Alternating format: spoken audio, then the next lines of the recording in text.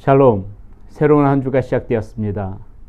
이번 한 주도 주님의 은혜 가운데 거하면서 주님을 의지하고 주님의 인도하심을 받아 그렇게 힘차게 살아가는 한 주가 되시기를 바라겠습니다.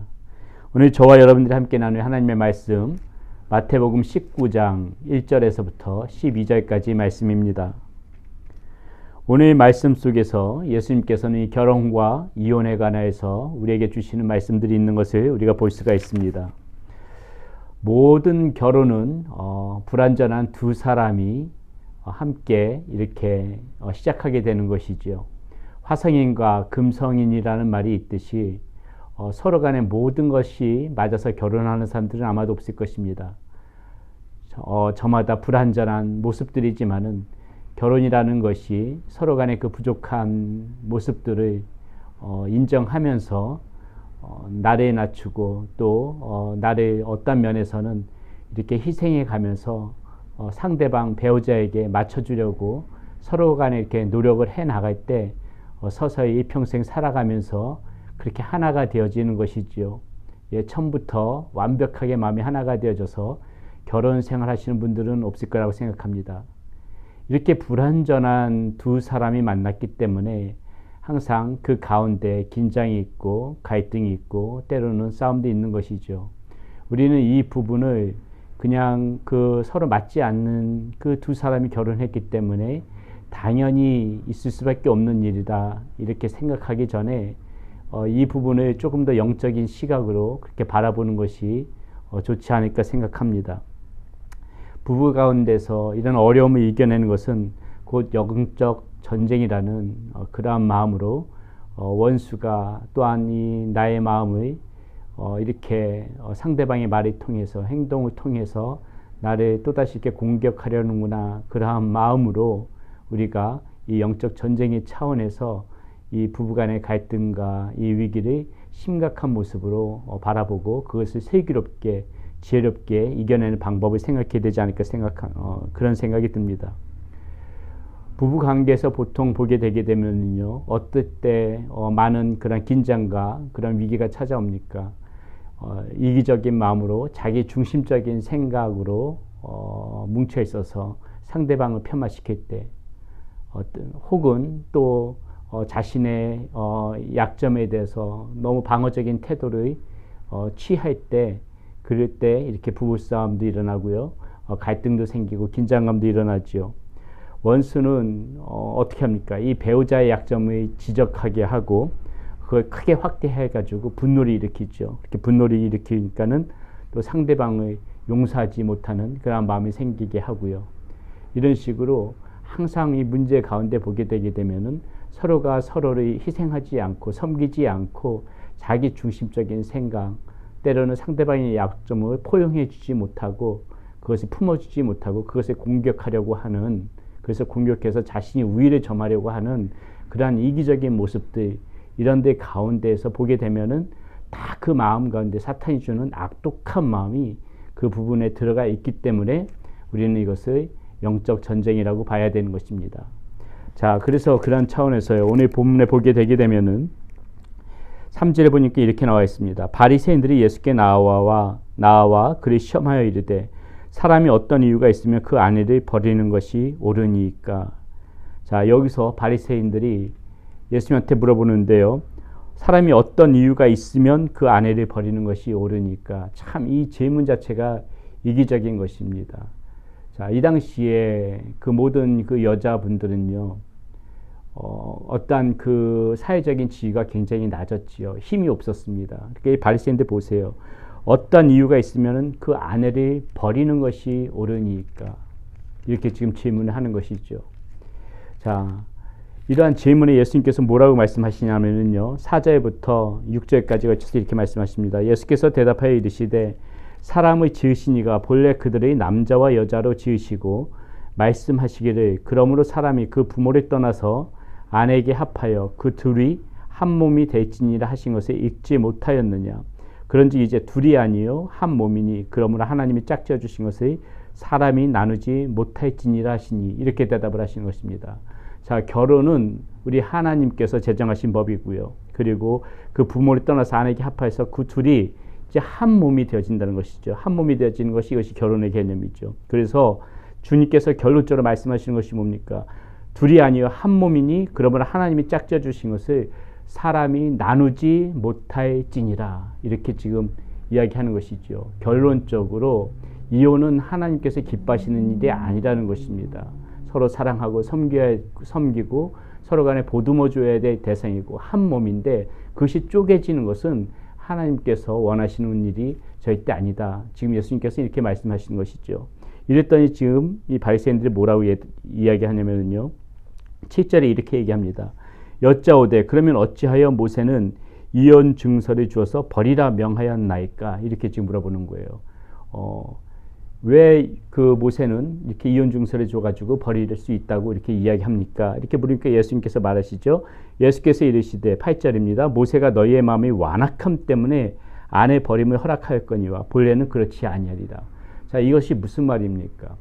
이 당시에 이 여성분들의 지위가 낮다 보니까는 이 남자들이 여성들을 함부로 하대할 그런 가능성이 굉장히 많았거든요.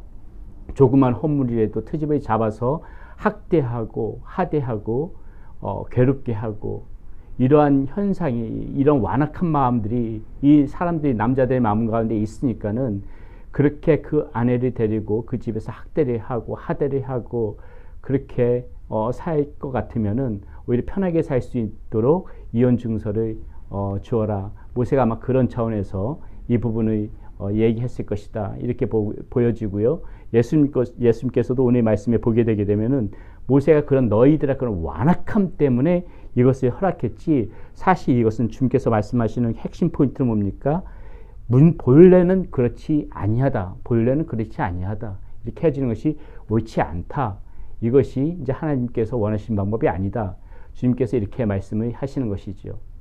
사랑하는 여러분, 우리가 이런 것을 잘 알고 있음에도 불구하고 행복한 결혼 생활을 영위해 나가시는 분들이 계시지만은 아마 저는 여러분들이 어떠한 삶의 환경에 어떠한 그러한 배경을 가지고 있는지 모르지만은 정말 불가피하게 또 이렇게 이혼해서 혼자 계신 분도 계시고 또 재혼해서 사시는 분들도 계실 것입니다. 우리가 오늘 말씀 가운데서 생각해 봐야 될 것은 먼저 첫 번째로는 여러분들 중에서 뭐 그런 분들이 안 계시라고 생각하지만은 요즘 개중 젊은 분들은 이혼을 너무 쉽게 생각하고 그렇게 그리스도인들도 그런 식으로 접근하시는 분들이 있는데 오늘 말씀 가운데서 결코 이혼은 하나님께서 기뻐하시는 방법이 아니라는 것을 분명히 전제로 하고요. 혹이나 이미도 이혼하셨거나 이혼하셔서 새로운 가정을 꾸미신 분들은 다시는 이러한 일들이 재발되어지지 않도록 우리가 경각심을 가지고 서로 조심해야 되지요. 말씀 가운데서 보게 되게 되면은 이렇게 우리가 서로 간의 마음이 굳어져서 이러한 갈등이 생기고 긴장이 일어나는 그런 원인을 몇 가지 성경에서 보게 되면은 이런 부분 그런 원인이 나오는데요. 먼저 불신이 있다 그러네요. 서로 간에 불신이 있고 그리고 서로 간에 이해하지 못하는 몰이해가 있고 그리고 자기 중심적인 교만한 마음이 있고 이런 완악함이 있고 이런 것을 가지고 배우자를 향하여서 그런 마음을 가지고 접근을 하게 되게 되면은 또 이런 문제가 발생되어진다는 것입니다. 불신, 몰이해, 이해하지 못하는 것, 상대방이 이해하지 못하는 것, 교만, 그리고 완악함 이런 마음이 우리 부부의 갈등을 일으키는 그런 원인이라고 보고 있고요. 자, 성경 가운데서 그렇다면 우리가 행복한 부부 생활을 영위하기 위해서 어떤 말씀을 주시냐면은 히브리서에 보게 되면요. 히브리서 3장에 보게 되면은 격려함으로써 마음이 굳어지지 않게 해야 된다는 거예요. 서로 간의 배우자끼리 서로 간의 격려함으로써 굳어지지 않게 해야 되고 그리고 히브리서 10장에 보게 되게 되면은 상대방의 사기를 높이는 말을 해줘야 된다는 거예요. 아까도 말씀을 드렸지만은 상대방의 약점을 가지고 공격을 하게 되게 되면 그것 때문에 분노를 일으키게 되고 그것 때문에 큰 싸움이 일어나게 되는 것이거든요. 그러니까는 허물과 약점은 덮어주되 사기를 높여주는 말을 해야 된다. 이것이 성경적인 방법이라고 지금 이야기하고 있는 것이고요. 서로 간에 로마서 14장에 보니까는 서로 간에 권면해주는 모습이 있어야 된다는 것입니다. 옳은 방향으로 서로 간에 권면해 주는 모습이 부부간에 필요하다고 이야기하고 있는 것이고요. 그리고 빌립보서 1장에 보니까는 감사함으로 서로를 위하여 기도할 필요가 있다는 것이에요. 서로 간에 감사하는 마음으로 상대방을 존중해 주면서 그 사람의 안녕과 평안을 위해서 계속해서 기도해 주는 마음이 우리 이 부부들 가운데 필요하다는 것이고요. 그리고 에베소서 15장에 보니까는 에베소서 15장과 베드로전서 3장에 보니까는 서로를 지켜보면서요, 돌봐주고 그리고 부부관계를 돈독히 할 수 있도록 서로 간에 격려해주는 모습, 서로 간에 상대방을 지켜보면서 그 모습을 지켜보면서 돌봐줘야 된다는 것이죠. 상대방이 힘들어하지 않도록 상대방의 약점 때문에 자기가 한번 때문에 힘들어하지 않도록 지치지 않도록 이렇게 돌봐주고 부부관계를 돈독히 할 수 있도록 서로 간에 격려해주는 모습이 필요하다. 이 성경 말씀 가운데서는 이렇게 우리가 그 부부간의 관계가 아름다운 관계로 발전할 수 있도록 이런 식으로 수없는 말씀들이 나와 있습니다. 사랑하는 여러분, 오늘 말씀 가운데에 우리가 다시 한번 생각해 볼 거, 하나님께서 정해주신 이 부부의 관계는 매우 소중한 관계이기 때문에 깨어지지 않도록 조심해야 되고, 그리고 우리가 서로 간에 그 깨어지는 원인이 무엇인지에 대해서 그것을 분명히 바라보고 그것이 우리 부부간의 관계에서 그런 모습들이 있다면은 그것은 자꾸 우리가 그런 모습들이 보이지 않도록 서로 간에 노력해야 되죠. 아까도 말씀드렸지만 불신, 몰리해, 교만, 완악함 이런 마음들 다 없애고 제가 마지막에 말씀드렸듯이 서로 간에 이 관계가 아름다워질 수 있도록 서로를 세워주면서 보듬어주면서 자기를 희생해가면서 섬기면서 이렇게 앞으로 우리가 살아가면서 이러한 절대적인 이혼의 아픔이 다시 일어나지 않도록 또 이미도 이런 것을 겪지 않으신 분들 깨어지지 않도록 그리고 우리가 서로 이 부부간의 관계가 더욱더 아름답고 성숙하고 서로 간의 사랑 가운데 성장할 수 있도록 우리 그리스도인들은 이 결혼의 관계, 이 부부의 관계에 대해서 새로운 마음으로 정말 다시 한번 서로를 생각하는 마음으로 그렇게 아름다운 관계를 유지해 나가겠다고 다짐하면서 그렇게 살아야 되겠습니다.